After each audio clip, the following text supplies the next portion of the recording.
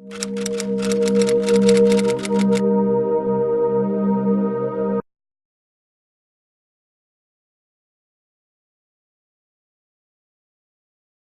first one, at which age do the kids starts learning? You mean in terms of being ready for school, or No, learning happens learning. all the time? Learning is That we can teach them, I mean.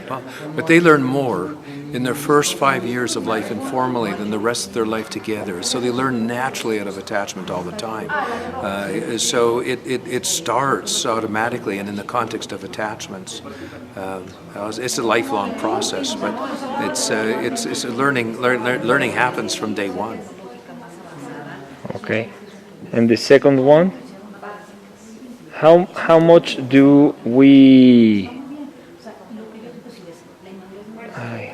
What's the word for this? How do we? If the kid starts making like this, and how do we manage that? You mean having tantrums? Tantrums. So well, it's natural for children to be frustrated, and it's hard to have a proper way to get that frustration out. Tantrums aren't really the problem. Even as adults, we should be able to have tantrums from time to time and get our frustration out this way. It's when the frustration comes out in ways that hurt themselves or hurt others. That's the problem. And so the basic thing with tantrums is to be able to take tantrums to tears. That's the key thing, because you want to keep it open for them to go from mad to sad. That keeps the adaptive process open, drains the foul frustration. So that's the main thing, is you want to be able to, don't try and cut out the tantrums, bring the tantrums all the way to the sadness, to the disappointment, the tears of futility. Okay, thank you. The other questions?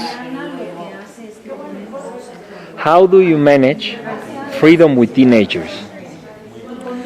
Well, the issue is more their own mixed feelings. If teenagers are very healthy, they both want their attachments. They want to be able to be their own persons and to be able to have their relationships with their parents and family work as well. And so that's what is the healthiest. It's very hard in our society to put structures and rituals upon adolescents. So it has to be from the inside more than the outside, because they have the capability in our society to engage in activities that we don't even know about, and so on. And so it's best if it comes honestly from within. And a healthy adolescent will want things to work with the parents as well as to be their own person. And so if we can find our balance with that, then it is the healthiest situation. Okay. The last one. The last one. Yeah. How do you manage a rightful social-emotional education? Well, a lot is being put today on social-emotional learning. And it's the idea that children have to learn how to manage their emotions. And a lot of it is based on calm down, self-control. And that's not actually how it works. How it works is children have huge emotions, and they have them one at a time. And it takes years before they can feel all their emotions and before they can have two at a time. And that's how self-control builds. And so it's the developmental process. The social-emotional learning movement is based upon a learning theory, and it's not consistent with developmental science. If everything is right, this develops, self-control develops from within. It doesn't need to be taught from outside. And certainly empathy does not have to be taught. That is a huge mistake.